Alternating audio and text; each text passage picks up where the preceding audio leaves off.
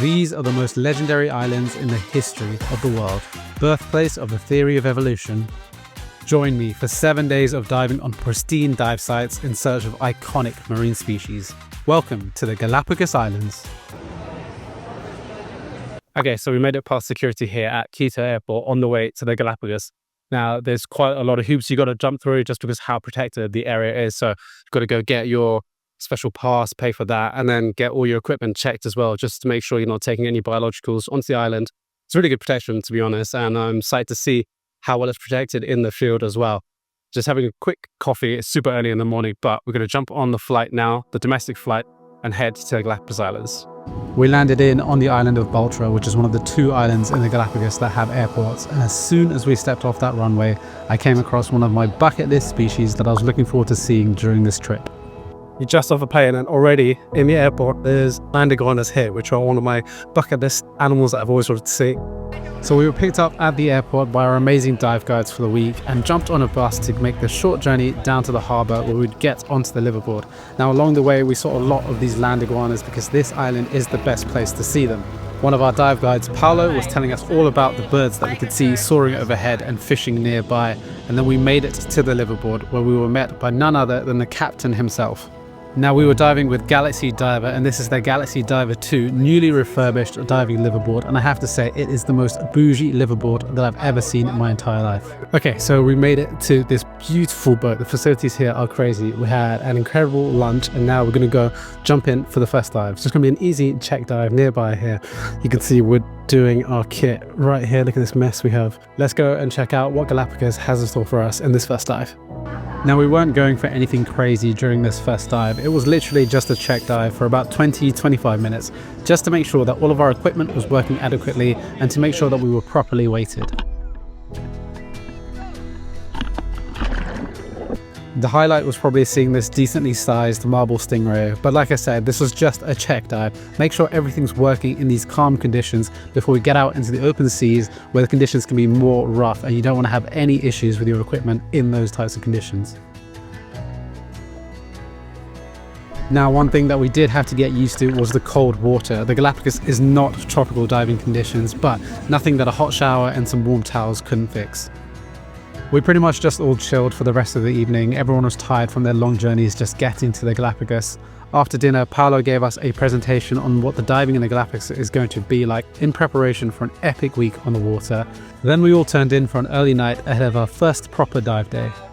Okay, so yesterday's check dive was okay. Visibility wasn't great, but it was just a quick 25-minute check dive just to make sure all our gear is working. But today is our first official proper dive day. We're going to head in over there in the corner at a place called Punta Carrion. We're going to transfer some smaller sharks, some turtles, and maybe some rays as well. So let's get in and see what the Galapagos has in store for us today.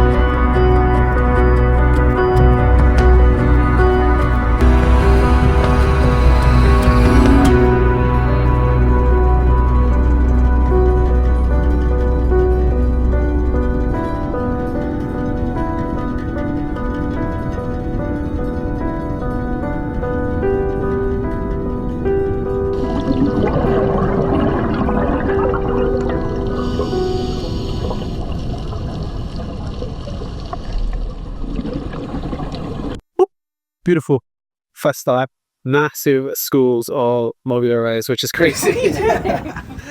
Massive schools of mobile rays, which are incredible. I've never seen that many before. The views wasn't the greatest, but when we came to the shallows, it was much better. So I'm hoping some of this footage on the GoPro of the mobile rays is good and useful.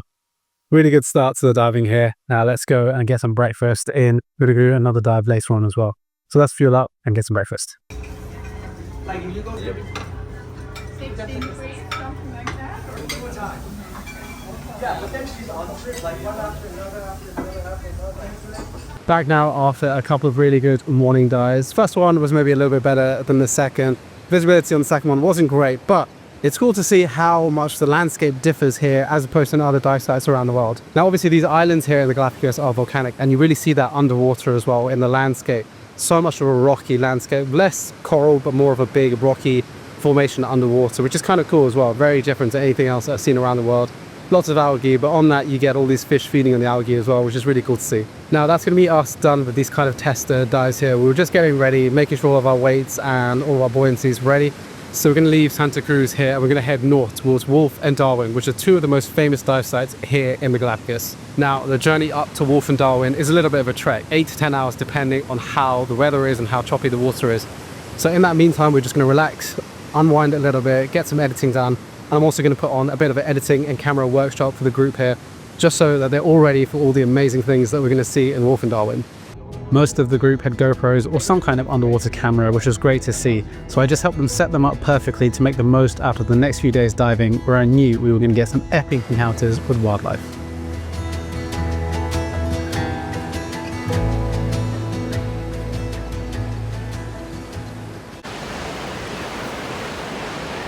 Okay, so it's 6 a.m. on day 3 of this expedition, and as you can see behind me, we're at a new location. This is the famous Wolf Island. Now, as you can probably hear behind me, it's pretty damn loud. There's a huge colony of seabirds back there, blue-footed booby, frigates, all kinds of other seabirds as well. Now, Wolf Island and Darwin Island, where we're going to tomorrow, are islands just in the middle of the ocean, so they're major hotspots for pelagic animals. We've got chances for anything from whale sharks to schooling hammerhead sharks, which fingers crossed is what we get to see today.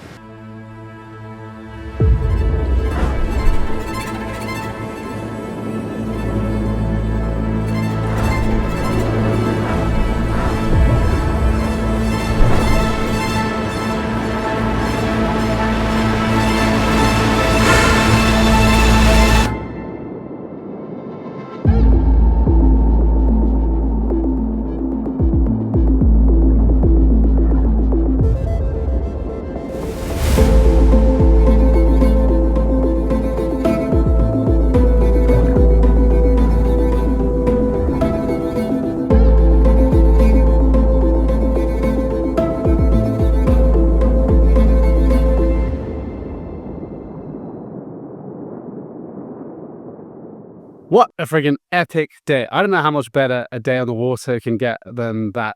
Before the start of the trip, what we really wanted to see was schooling hammerhead sharks, and the guys really provided today. 4 dives today, so we're a little bit tired, but definitely worth it. We managed to see massive schools of hammerhead sharks. They just kept coming. Just when you thought that the sharks had ended, more and more came, and the wall was never ending. There must have been hundreds of these hammerhead sharks in this school. Now, one of the reasons that the sharks are here, like I said before, Wolf Island has a lot of currents, and on the second dive here, we definitely felt those currents. The site was called Landslide, and there was a ripping current going through it. We had to hold on to the rocks for a while, and it was a little bit difficult to be able to get shots, as well as hold on without getting dragged away into the ocean. But I managed to get some cool shots of individual sharks. It was really difficult to focus on the school of sharks for the camera. It really wasn't liking how much murk there was in the water, and also they were in the light as well. But really happy with how these images came out. Really epic. And at the end, one of the sharks came directly towards me on my way out to the safety stop, so that was an added bonus. 4 dives today, 2 different sites, Landslide and Shark Bay as well, both epic. And the number of green turtles in this area is crazy. Everywhere you look, there's green turtles, 1, 2, 3 at a time. It was incredible. On top of that, we had eagle rays, Galapagos sharks. The list was never ending. And the reef was pretty healthy as well, very different to the topography and the sites that we did on the first day. Now, we're all knackered, as you can imagine. Doing 4 dives in one day really takes it out of you. So this evening, we're going to offload, do a little bit of editing, gorge on the incredible food that we have here, relax, and prepare for another epic day tomorrow where we're heading to Darwin Island.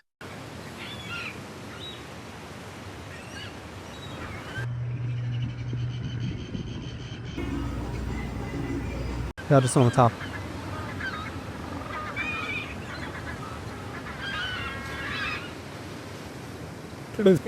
Welcome to the famous Darwin's Arch, or what is called now Darwin's Pillars, ever since the arch collapsed. I got my little friend here, and we just went in for our first dive here at Darwin's Arch, and I am mind blown. It was incredible. Visibility was like 50, 60 meters, incredible visibility, More sharks than I can count. Hammerhead sharks, Galapagos sharks, schools of fish so big that you couldn't even see the sharks behind them. It was incredible. We've got another 3 dives here today and then 2 more tomorrow. Incredibly sight. Fingers crossed that we can find a whale shark. It's not technically the season anymore, but sometimes there are stragglers, so fingers crossed for that. Let's get back in and dive. Darwin's Arch is just one of those dream dive locations that you hear older divers go on and on about, and that one day you hope you'll be lucky enough to go and dive. So I'm still pinching myself that I actually managed to get here and dive this iconic site. Straight off the bat, as soon as we dropped into the water, this site started living up to its iconic reputation. So much life in the water here, fish, sharks, turtles, everywhere you looked, something was going on. The Hammerheads definitely stole the show on this day. Now, they weren't schooling like they were over on Wolf Island, but there were still big groups of them, and individuals were able to come a bit closer because there was less of a current today. I actually lost track of how many hammers we ended up seeing at the end of the second dive. I mean, even this here, this is at about 10 meters coming up to the safety stop, and there are still hammers coming in to check us out. How many other places in the world can you get that experience? The visibility was perfect, literally the best visibility that we'd had so far diving in the Galapagos, so we were eager to get back in the water. So we came back to the boat, had a quick lunch break during our surface interval, and got straight back into the water to go find more sharks. These hammerheads are pretty skittish, especially for a shark that size, so I was really concentrating on trying to get as close to them as possible to be able to get images like this one. You really have to take your time with them and get them accustomed to the bubbles that you're blowing. As well as the sharks, the other massive thing that stands out is the amount of fish that you can find here. It's unlike anything else I've ever seen.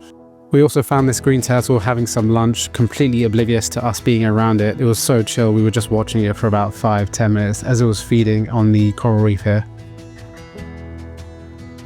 And whilst the hammers are the star of the show here, there are also a lot of Galapagos sharks hanging around. These guys don't tend to come in super close, they're always keeping an eye on you, but they're really cool to see. 4 incredible dives here at Darwin's Arch. It definitely lived up to its reputation and then some. I'm really looking forward to doing a couple more dives here tomorrow. I don't know how the diving keeps getting better here, but every single day it gets just that little bit better. We finished up 4 dives at Darwin's Arch today, and there were 4 incredible dives. The stars of the show were definitely the scalloped hammerhead sharks, loads of them today, and we managed to get some that came in pretty close as well. I found out a trick where I was basically hiding on a ledge behind a couple of rocks, so they couldn't really see me until the last minute, which let them come in and be quite comfortable. They tend to be quite skittish and definitely don't like bubbles as well, so if you slow down your breathing and hide, it really helps. And I'm really happy with how some of this footage and these images in particular came out as well, especially this one. This is kind of like a dream shot that I've wanted to get of a hammerhead shark for a long time, so I'm incredibly psyched that I managed to get it. Now, we didn't get lucky with a whale shark today, but it's not the end of the world. The stars of the show were the hammerheads, and they definitely showed up. We've also got 2 dives here tomorrow morning before we head down to Wolf to do 2 more dives there before heading back down south.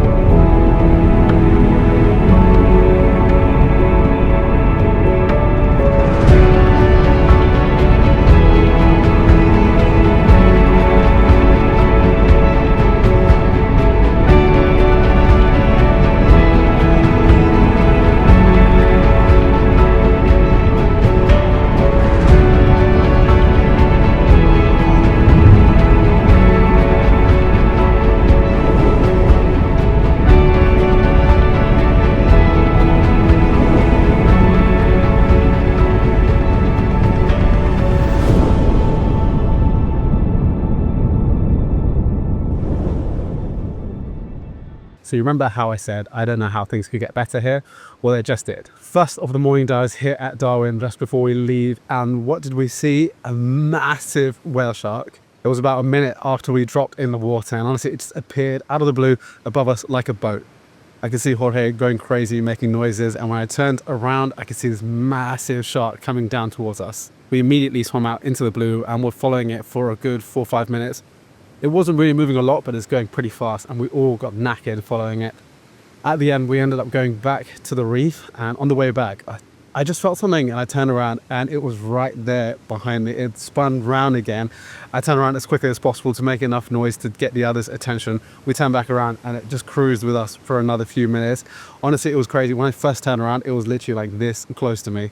We were all so knackered after spending that much time with it in the blue. We went back to the reef, spent a bit of time on the reef looking at the hammerheads, which we'd completely forgotten about at this point. And then we went back out into the blue. Some of the group had already left to go do their safety stops. There was me, Jorge, and a couple of the other guys. And on our safety stop at 5 meters, right below me, another whale shark. Now, it might have been the same individual. I didn't get a good look at the side profile of it. But at 5 meters, where else can you see a whale shark at 5 meters on a safety stop? Not to mention, at the same time I was looking at that, there were 6 hammerheads coming right up to us as well. Honestly, that was one of those dives where you're just struggling to believe what happened, and we were all silent on the boat afterwards as well. We couldn't believe what we just experienced. A perfect morning dive here. We got one more, potentially another one after that as well. If this whale shark sticks around, there's a chance we see it again. Let's go get some breakfast, refuel, and see what we can find the rest of the day. So I've made my mind up. Darwin's Arch is now my #1 dive site in the entire world. You just never know what you're going to see here, and it is so rich in fish life. From huge schools of fish, to turtles, to schooling hammerhead sharks, to enormous whale sharks, there's just nothing else like this site anywhere in the world. The topography of this site is also super unique. As you can see here, it's incredibly rocky, and there's this massive wall. Now, we start off every dive hanging to the top of that wall, just waiting to see what's going to float past before we head out into the blue in search of other things. On our second dive of the day, we were lucky enough to come across some schooling hammerheads before we were blessed once again by a giant whale shark. She came from completely out of the blue as we were staying on the top of the ledge, and she came down right above us. Honestly, the size of her was just incredible. I've never seen whale sharks so big before in my life. She cruised down to us on her way across the site, and what you see here is her swimming against a ripping current. You can see she's barely even moving. At the same time, we were actually hanging on for dear life on the top of the ledge. You can see here in this shot the sheer scale of this shark, and in comparison to us, she's just enormous. She must have been at least 8 to 8.5 meters in length and probably 2 meters wide as well. Definitely the largest whale shark that I've ever seen. An amazing final dive here at Darwin Island. If this place isn't already on your bucket list, it sure as hell should be. It's incredible diving, and you never know what you're going to see. Such an iconic spot. You definitely have to get here at some point in your life. We rounded off the day having a couple of drinks, watching this absolutely beautiful sunset, and as we slept, the captain was busy driving the ship all the way back down south again. After traveling through the night, we woke up outside of the island of Fernandina. Now, when we woke up, I looked out of the window and saw what looked like a load of fins bobbing up and down the water, and immediately in my head I had an idea of what they could be, especially given the colder waters surrounding this island. And after checking with Jorge, he confirmed that these are actually mola mola, or ocean sunfish. There were dozens of them all around the boat, and Jorge actually managed to take us out on the dinghy for a quick little ride to see if we can get some footage in between dives. And even though the visibility wasn't the greatest, you get an idea of it here. There were so many. It was really cool to see this many mola molas around the boat. Then it was time to get in for our first dive of the day, and today is going to be all about endemic species, so animals only found here in the Galapagos. Now, this first species that we came across isn't necessarily endemic to the Galapagos. They are found in other places in South America, but they are very rare and incredibly understudied. This is the white margin fin hound shark, and as you can see here, they're incredibly calm around people. You see that one came directly up to Paolo's camera. Now, these sharks are typically found in pretty deep water, 100 to 220 meters, but there were so many of them here in the shallows. Really cool to see. It took me a little while to figure out what they were because they're so understudied. Now, one thing I've noticed is how much the coral reefs here vary from island to island. Some have more coral in them, some are more rocky. This one here, it's more sea ferns and rocks. So interesting to see. I was so fixated on filming this stingray that I almost missed our first endemic species of the day. This fish is unlike anything else I've ever seen before. Honestly, it looks like some kind of weird amalgamation of a few different fish put together. Meet the red-lipped batfish. Now, this species is only found in the waters around the islands of Fernandina and Isabela in the Galapagos, and this is such a weird-looking little fish. It moves side to side with these frog-like legs and has these bright red lips. Such a unique fish that you can only find here in the Galapagos. A quick surface interval and we were back out on the water looking for a species that I've been dreaming of diving with ever since I was a child.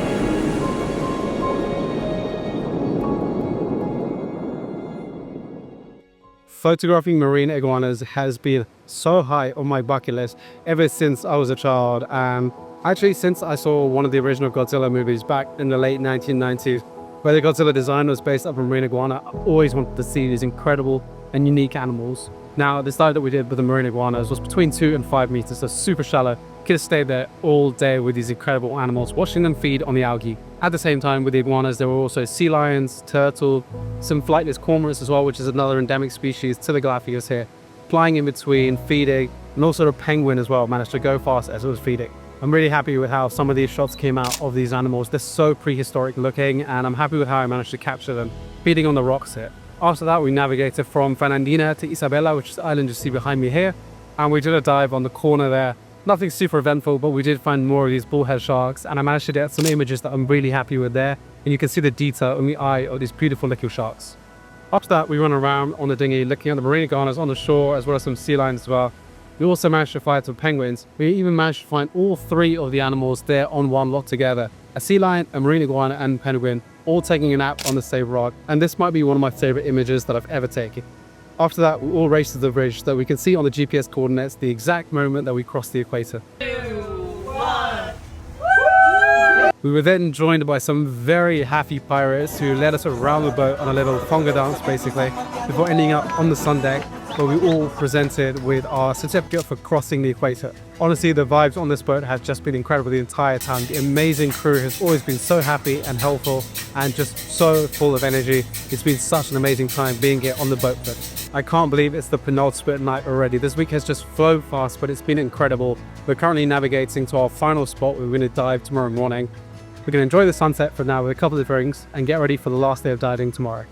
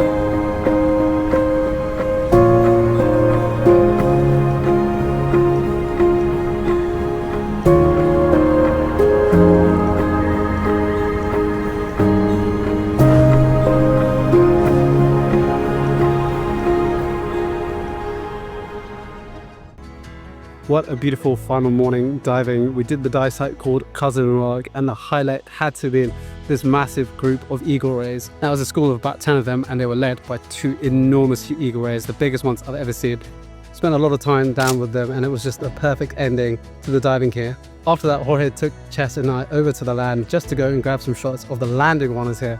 We saw the marine iguanas yesterday, and I really wanted to go and grab the land iguanas again. Very different here to anywhere else in the world, like compared to the green iguanas. Really happy with some of the shots that I managed to get as well. They're so prehistoric looking, and yeah, this really came out quite well. Now we've just had our final lunch. The crew has been busy washing and cleaning all the kit as well, ready for the next trip. And in a second, we're going to go downstairs, grab a cocktail, and then head to the island here, where we're going to go and meet another one of the classic endemic species here that the Galapagos is famous for. We shared one last cocktail as a group before heading to the highlands on the island of Santa Cruz. Now, you can't come to the Galapagos without seeing one of the most iconic species that this island chain is known for, the Galapagos giant tortoise. Now, these are the largest species of tortoise in the entire world, with some individuals growing to over 400 kilograms in weight. We spent a really nice afternoon photographing these incredible animals. It's not like you really have to try hard to keep up with them, so you can get a little bit creative with the angles that you shoot from. Yet another species ticked off the bucket list.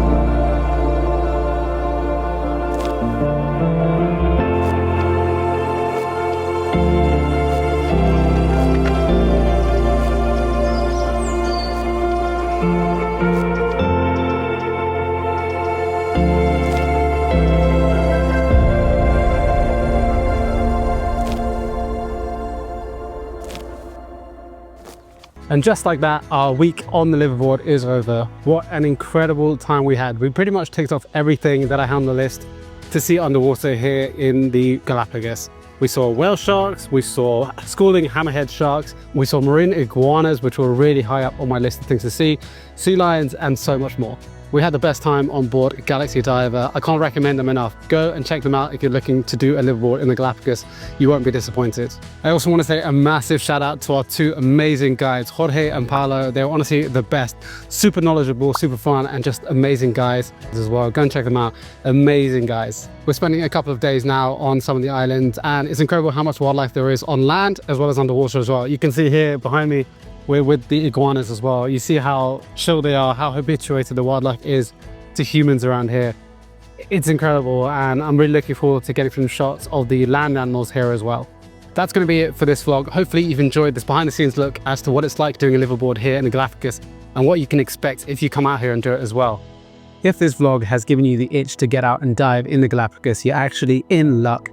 Next year, I'm running a diving expedition in collaboration with the Galapagos Whale Shark Project to go and dive these exact sites that you see in this video. For more information, click the link in the bio below, and hopefully I'll see some of you in the Galapagos next year.